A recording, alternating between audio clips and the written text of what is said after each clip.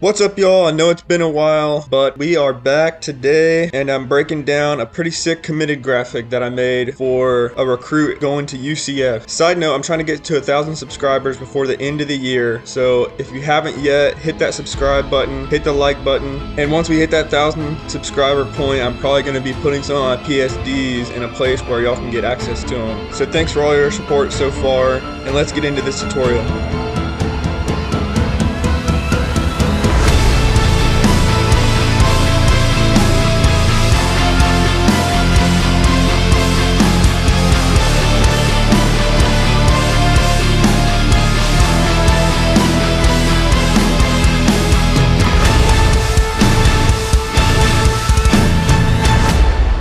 So UCF has a pretty cool combination of being the Knights, but also having affiliation with Space. And I'm not exactly sure how they tie into each other, but I decided to go with a combination theme of Space and Knights. So I found this image online of what looks like a shield with armor and swords. And I thought this would be a good starting point. So on this I have an inner shadow, and I have this blue light, which it's on linear dodge add, so you can't really tell too much that it's blue as of now. But this is close to one of the colors I'm using in this design. So that's set to linear dodge add, and as you can see, it's hitting the right side of all this because this marker is set to 48 degrees. And then I have it pretty faded with the size, and then the distance is 16, which makes it just like come in more on this side than over here. So then I put a camera raw filter on it. Not much difference there, just some contrast and texture, I believe. And then I changed the color to a blue, close to the blue that UCF has in their space uniforms. And I did that just by putting a hue saturation layer on it and moving this slider around. As you can see, you can just change the colors and then pulled down the saturation a little bit. Then I added a curves layer and basically just pulled this line down and make it all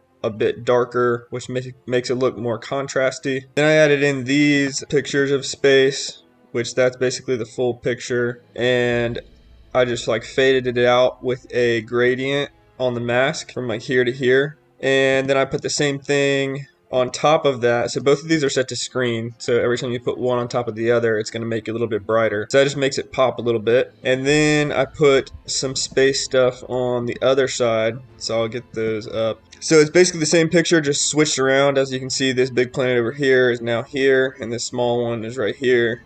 And then this you won't see in a minute. It's just to fill in some space with like the stars right here to make it look like it's all sort of connected. But it'll look better in a second. So then I put hue saturation layers on top of both of these and just pulled down the saturation a little bit, made it a little bit darker, and then pulled the slider all the way up over here, which just changed it from this gold to like more of a blue. And you can mess with that a lot. You can also hit colorize, which will make it all one specific color instead of like changing the color from one thing to another.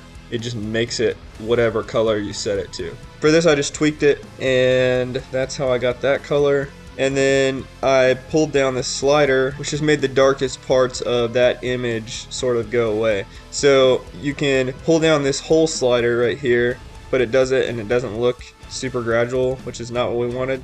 If you hold Alt and then click, you can pull down half the slider and it gradually does it. So anyway, I just did that a little bit, which kind of like makes it darker over here. And that's on both of those images. Then I added in these night images, again just images I found online, and then added in inner shadows to give a good lighting effect from the from those nebula pictures that are behind it. I basically just clicked this and then clicked somewhere in here where I thought was like the color I wanted to shine onto the night, and then set it to linear dodge add, and then I just tweaked these all a little bit to make them look the way I wanted. I wanted it to be pretty gradual, and it's pretty far. So it kind of wraps like all the way through here, and put this 45-degree angle on it because this is where like the most of that light is coming from. And then I did the same thing with this night, but I just made it less dramatic because it's not as bright over here as it is over here. And then for both of those nights, I just put a gradual fade up from here to here and put a layer mask of the shield to clean it up a little bit. So some people may have just put on the gradient mask and fades it up, which it doesn't look bad, but it can just be cleaned up a little bit more. So I have that in one group, and then I put that in another group and added the shields as a mask, so it cuts them off like cleanly where the shield stops. And then I just painted in the heads again, because it would have cut off like right here where the shield comes down on both sides. So I was painting in the top of the heads and then cut off this bottom part to make it a little cleaner. And then we have the cutouts, which don't have any filters on them originally. So then I just kind of made them a little more crispy. So what I like to do is pull down the highlights a little bit and pull up the shadows to make them less contrasty. And then sometimes I'll mess with the whites and blacks too, but I usually don't do that as much. And then once they're less contrasty, you can kind of play around with these texture and clarity sliders as much as you want to. But I didn't want to overdo it, obviously, so I didn't give it too much. And then with the detail, I just like sharpened it a little bit. And then on top of that, we have lots of inner shadows. So we have a tan one set to color dodge coming from the right side. So you can just see that hitting him over here, which again is supposed to be like light from this and like all this space stuff. So that one's set to color dodge. Then we have another one on the same color set to linear dodge, and that one's just a more intense, smaller light. As you can see, it's not as gradual, and it's like just hitting him on the very edge. And then we have a blue light coming from the other side. So I swapped the angle, put it at 180, and that is set to linear dodge add, and that's hitting him pretty intensely from this side, which there'll be a light over here soon enough that will be causing this to happen. So I'm not just putting this blue light on here randomly. And then I added just some glow layers. So it's basically just a screen layer set to this blue and this tan, the ones that I've already been using. And I just painted that in gradually over, like softly over the left side of him. And then this tan one I just painted in gradually right here, because like this is where most of the light is, so it'd be like kind of shining up this way and hitting him. So both of those are set to screen, and again, these sliders are dragged down. So like if you pull down the black slider, it pulls it out of the shadows, which makes it look a little more realistic. And again, this top one affects whatever layer you're working on. So this is the layer, this blue color. So if I did this, it would start to remove some of the darker parts of that blue. But since I'm doing underlying layer, it removes the darker parts of this guy's cutout, because that's the underlying layer, and that's what we want. We don't want it to be removing. In this case, we want it to affect the underlying layer. So I used the same layer mask on him and just like cleanly cut him where the shield stops. Then I added in this photo and set it to screen, and this is the original photo. Probably just found it online. And I just kind of rounded that out with the knight's face guard thing over here, and then made it like go like right over his waistband. So it kind of like fits in like a perfect line, which was just like satisfying to me, and it was a good place to put it as sort of like a lens flare, I thought. And then we have the next cutout. This one's a lot darker, so had to put the camera raw filter, probably bump up the brightness a little bit on that, and then just did like the same texture and clarity stuff. And then we have the same inner shadows, just different tweaks depending on like how harshly it's affecting him. So as you can see, this guy is farther away from the light than this guy is, or from the blue light. So he has a less harsh blue light hitting him, as opposed to this guy has like a really bright blue light hitting him. This one just has less of that, and it's set to lighten instead of linear dodge, so it's just not as intense. The other two are basically the same, but just tweaked a little bit differently based on like where they are compared to the light source. And then I did the same thing with the glow on him, painted that in.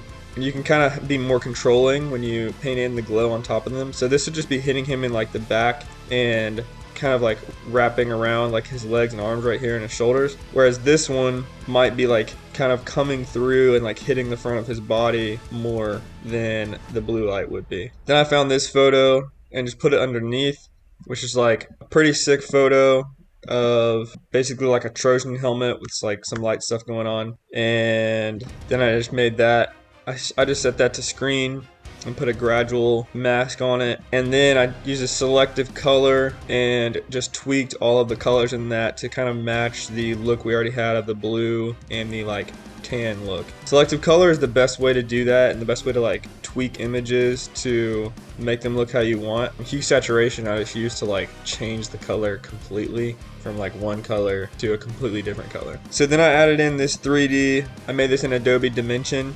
And then I have inner shadows on this as well, which are basically the same as the other ones. And then a drop shadow set to screen, so it just has like this like outer glow of like tan orangeness. And then once I had that, I used a hue saturation layer to remove the green and make it gray. So you can go up here and instead of using master, you can decide which one you want. So greens, as you can see, it selects greens. You can pull these sliders out to affect only the areas you want or the colors you want. And then I just made it white.